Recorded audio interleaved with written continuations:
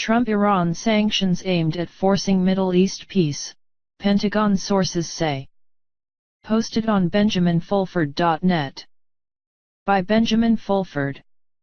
The battle for the planet Earth has heated up again with major movements in the Middle East, Malaysia, Indonesia, Europe, the US, and elsewhere as a final showdown approaches between the Zionist fanatics who want World War III and the rest of humanity who want world peace and friendship. On this front, the renunciation by US President Donald Trump of the Iran nuclear accord is, on the surface, a major victory for the Zionists. However, Pentagon sources say, the endgame is to force both Iran and Israel to denuke after North Korea, and then have permanent peace in the Middle East. The Trump move on the Iran nuclear agreement has certainly triggered open, public Europe bickering between the regime of Donald Trump and various European governments. Thus we have EU Commission President Jean-Claude Juncker saying the EU had to replace the United States. While German Chancellor Angela Merkel said Europe could no longer count on US military protection.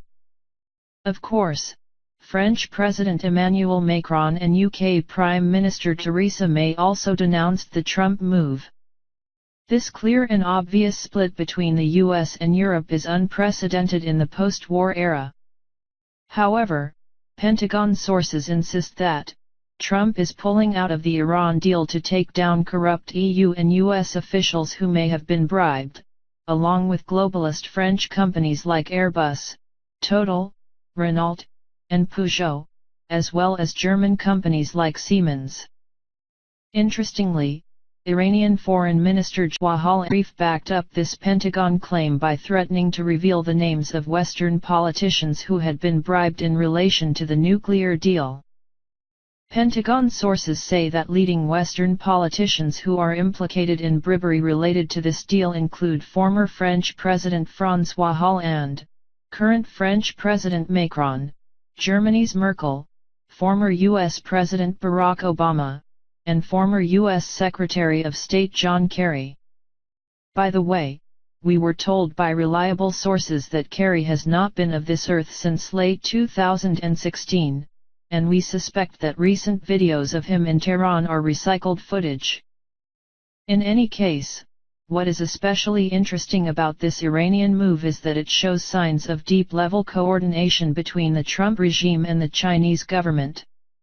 If you adhere to the old adage "follow the money," or the even older saying "kill petrol," who benefits, you will notice that Europeans will suffer the most and Chinese gain the most from the new sanctions.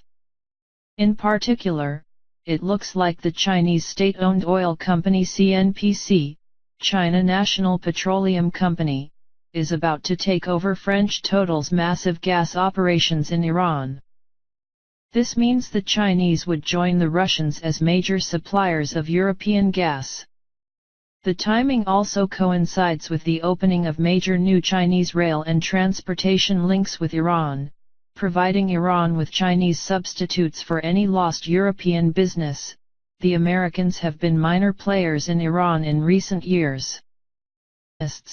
For their part, acted like Hitler did when he started World War II by attacking themselves and then blaming another country.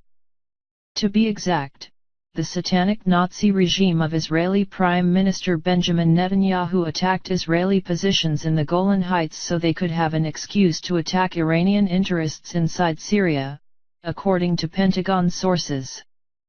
Needless to say, this latest criminal move failed, yet again, to start World War III as desired by the Zionist fanatics.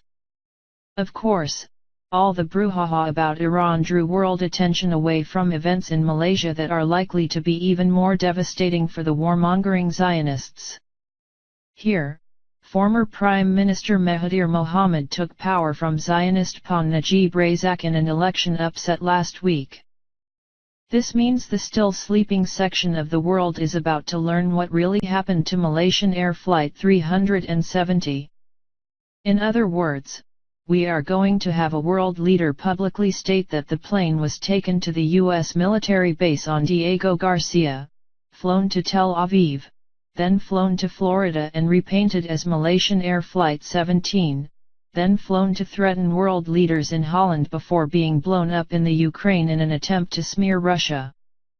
This Malaysian language website shows they know exactly what happened. Then of course there is the multi-billion-dollar embezzlement scandal involving Malaysia's 1MDB Development Fund.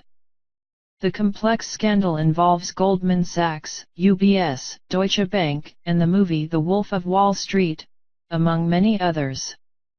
Mahathir has prevented ousted Prime Minister Razak from leaving the country as the investigation into this scandal is reopened. It is interesting how the Zionist corporate media suddenly dropped the story about the Malaysian change in government like a hot potato after accusing Mahathir of being anti-Semitic. The Zionists have also been busy bombing Indonesia recently, according to CIA in Southeast Asia, who sent the following via email. The terrorists have come to Indonesia. This is all another false flag event created to cause a major clash/war between Christians and Muslims. We knew this would happen. It is tied to the Zionist cabal attempt to take control of Indonesia, divide and conquer. This is very serious, Ben. Indonesia is the most important country in Southeast Asia. The power that controls Indonesia controls the region.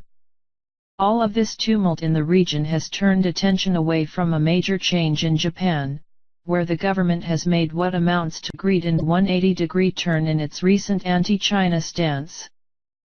Last week Chinese Premier Li Keqiang was taken on a tour of Japan by slave Prime Minister Shinzo Abe, and the two countries signed a slew of cooperation agreements.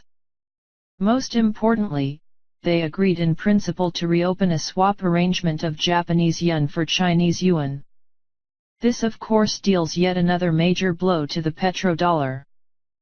This renewal of friendship was made possible by a change in U.S. policy towards Northeast Asia, as seen in the upcoming reunification of Korea, Pentagon sources say.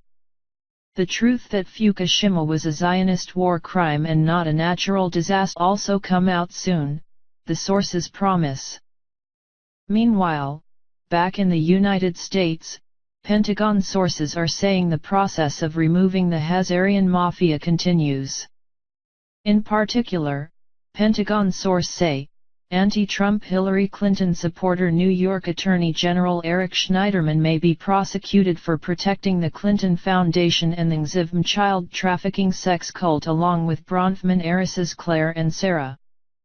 The Pentagon sources say the removal of Schneiderman has made it possible now for FBI investigations to move forward to take down even more cabal and Democrats. The sources also say that more military are being recalled to active duty to prepare for the continued cleanup of the U.S. As a part of this, they say, Iran-Contra Marine Lieutenant Colonel Oliver North is now president of the NRA to defend gun rights. If the U.S. military is serious about cleaning up the U.S., though, they will have to take a closer look at Donald Trump.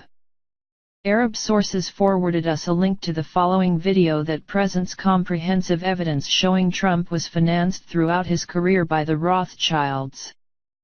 Basically, it claims that when the Rothschilds tell Trump to jump, he answers how high. We have been told the new head of the Rothschilds' London branch, Nathaniel Rothschild, is a reformer. However, unless we see more proof of this in his words and actions, we will provide the U.S. military with missile coordinates for the island where many members of this family are hiding out. Taking out this island, together with Zurich and Zug, Switzerland may be the key to freeing humanity. If the Rothschilds really do think they are now working for the good guys, we strongly suggest they contact the White Dragon Society directly, and not through proxies. On a final note this week, Japanese